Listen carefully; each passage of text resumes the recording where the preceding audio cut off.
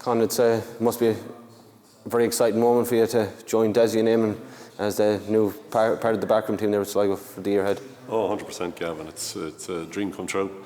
Like the two men don't need any introduction to anyone in Sligo football or even outside that. Two really passionate men and great careers as players with Sligo. Involved with us with the under-20 management in a couple of years ago as well. So just men that are steeped in Sligo, proud about it and mad to drive it on, and it's fantastic to be in helping them out with that. You're going to be a head coach. What are you going to bring different to maybe other coaches have done in the past with Sligo? Well, the coaching has been very good, and I suppose I haven't been party to exactly what they have been doing.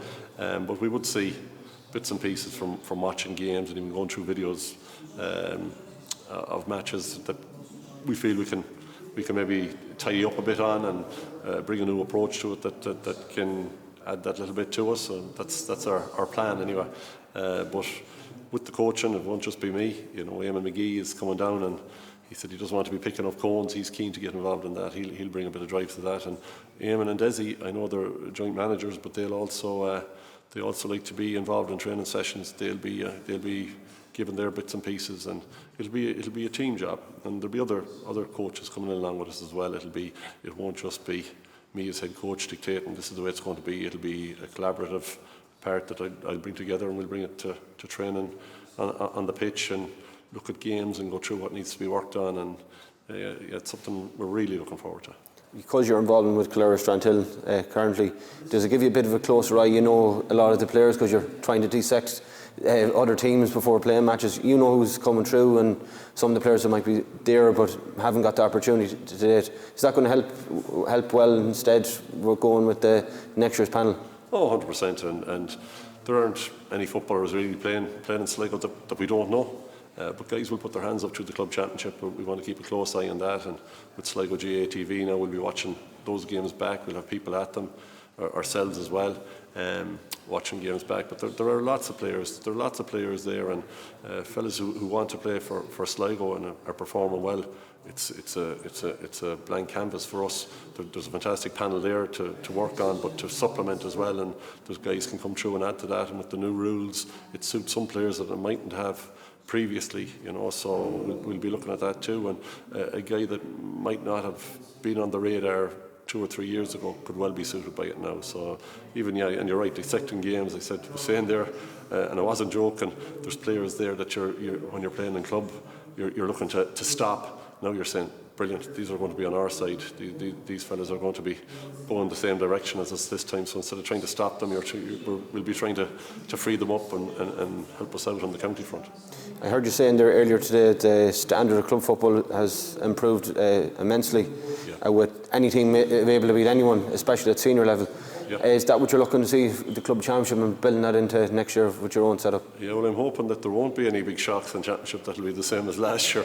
But absolutely, you've got, like Friday we're playing Shamrock Gales, league champions. The new rules really suit them. You know, they're going really well. A lot of fellas there putting their hands up for county jerseys, I would think. I know they'll be focusing on club first.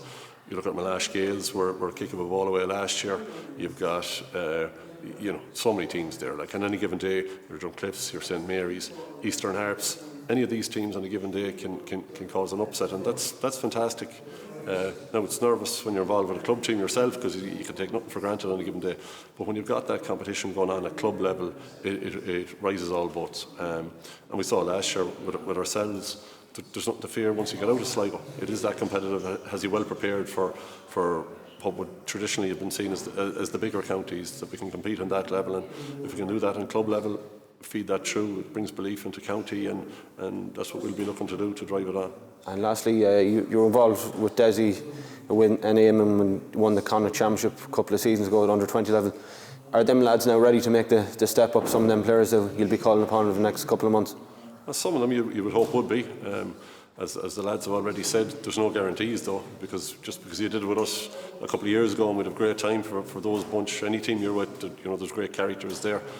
That doesn't guarantee you don't get a senior jersey. You have to perform. You have to be doing it at training. You have to be performing for your clubs, and for the guys that are there that have been there for 10 years, like those guys have great experience. If they're producing that jersey is theirs until they're knocked off their pedestal. But it's going to be, from what we see from now on, is going to dictate who gets what jersey, and everybody driving each other on, and competition for places is what you want. Driving each other on towards the one goal, and that's what's best for Sligo football.